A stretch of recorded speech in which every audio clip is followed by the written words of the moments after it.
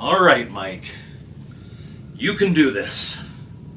Everyone thinks you're a coward, but you're really not. I was crowned the King of England. I saved Traumatorium. I'm just afraid of dragons, which is a perfectly reasonable thing to be afraid of. Has nobody seen Game of Thrones? I'd like to see Pierre defeat a dragon. If we can obtain the Grail of the Gods, we will have restored our dignity. All right, here we go.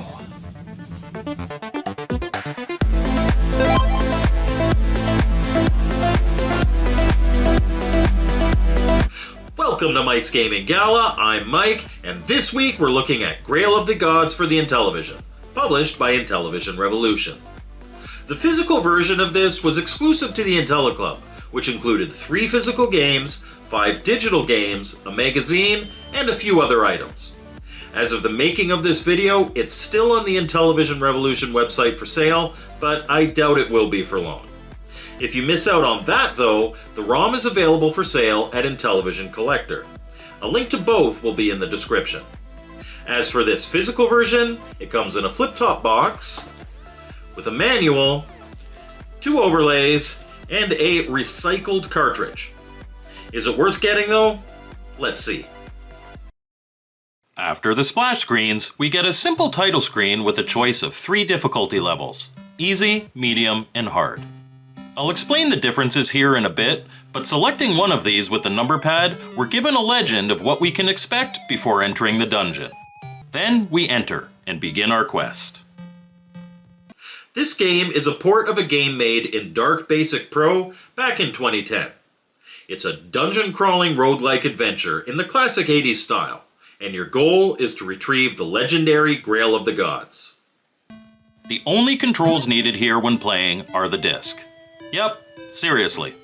In fact, you don't even need all 16 directions, just up, down, left, and right. You play in a series of levels, each of them being a deeper floor of the dungeon. And on each floor, there will be treasures to retrieve and enemy monsters to battle in search of the stairs to bring you to the next one. Combat is automatic. Trying to move through the radius of any enemy will force you into a battle to the death with it, where first you attack and then it does, until one of you is eliminated. If you happen to enter into the sphere of more than one enemy, you'll be forced to kill both of them before escaping. None of the enemies move, so picking your path through each floor is where the real strategy lies, choosing which battles are worth fighting and which aren't. Treasures you'll find include gold, potions, swords, and armor. But before we get into what all of that does, let's address what we see on the screen. On the left is where the action takes place. Here, you'll move around the dungeon, exploring and interacting with your environment. On the right is all of our stats. Starting at the top, we have what floor of the dungeon we're on, followed by the current level of our character. Then we have our experience. The first number here is how much experience we currently have, and the second is the amount we need in order to level up. Following that is how much gold we have, our attack strength based on our weapon, our armor strength based on what armor we have, and finally, our health. At the very bottom of the screen is where all other information is displayed, such as text describing what's happening. Alright, now it's time to talk about treasure and its benefits. Like I said earlier, as you explore and either fight or evade monsters in the dark, you'll come across treasure. But while you might think that this just means extra points, everything you pick up here is more than that. Gold nuggets add to your gold stash, which, yes, is just points at the end of the game. However, for each piece of gold you pick up, you also gain a point of experience, bringing you closer to that next level upgrade. Swords and armor increase your attack and defense values respectively.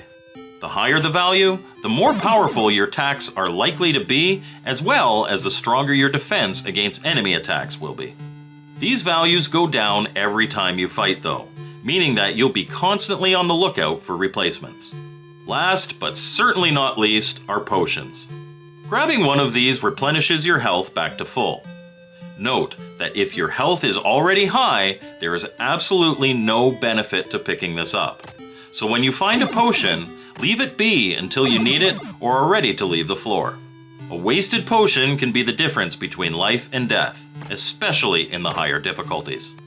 If you come across a small purple disc on the floor, it's neither an enemy or a treasure, it's a trap. Walking over a trap will cost you a random amount of health for the privilege. Sometimes it's not much, other times it's a big hit, so only walk over traps if you deem it necessary. Okay, so we know what we're looking for and what to avoid. Let's talk a little bit of strategy before we close this one out. On any of the difficulties, as you start, it's easy to think that this will be a cakewalk.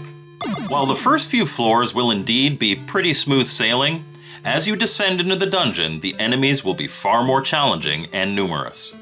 Because of this, I like to first explore as much as I can without fighting anyone.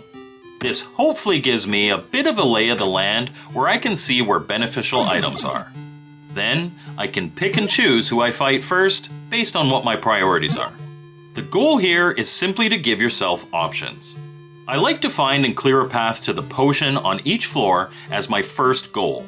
This means that I can continue to explore with the assurance that I won't be trapped in a situation where I don't have enough health to tackle the next obstacle. Second, I like to try and find the exit stairs, which are always somewhere on the right side of the maze. Then, with these goals accomplished, I can fight some or all of the remaining monsters to gain the experience I'll need to face future foes. Speaking of potions, I do everything I can to not use them until absolutely needed. In my ideal case, the potion is the last thing I grab before leaving a floor, just to ensure that I enter the next stage at my strongest. This will get more challenging as you get closer to the end, but keeping a good eye on your experience will also help you judge as to whether or not it's worth grabbing.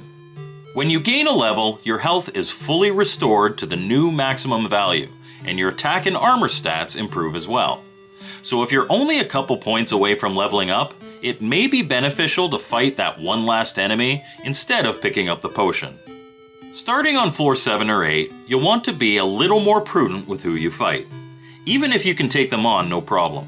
Keeping your attack and armor values high could mean the difference between life and death at this stage, and they diminish with each fight you engage in. The end game of Grail of the Gods is a balance between gaining experience and keeping yourself strong. It only takes 1 or 2 fights while forgetting to check your stats to put you in a potentially no-win situation, especially in the harder difficulties. Starting on floor 10, you'll be looking for the Grail, but in medium and hard games, it'll be even lower than that. If you die before finding it, it's game over and your skeleton will be added to the list of victims claimed by the dungeon. However, if you do find the Grail and are able to get to it, victory and eternal glory is yours. In both instances, a report of your game is presented, including what floor you made it to, what your level and gold stash was, and how many monsters you defeated. And that's Grail of the Gods for the Intellivision. So what did I think? Well, despite how simple it is on the surface, I actually really love it. I don't always want a game that's going to put my reflexes to the test or get my blood pumping with non-stop action. Sometimes I want my gaming time to be a sit back and chill kind of feel, and Grail of the Gods is perfect for that. It's a game of choices. Do I go this way or that way? Do I fight this guy or not? What are my priorities? There's definitely a strategy that has to be played here, but none of it is rush. You can play this one at your own leisure, with the only pressure being making the right call in any given situation. This is a great game to unwind with, and I do often. Definitely gets my recommendation. Thank you for watching my video, I hope you liked it, and thank you so much to my channel members. I appreciate your support so much. As always, my contact info is in the description, and we'll see you next time on Mike's Gaming Gala.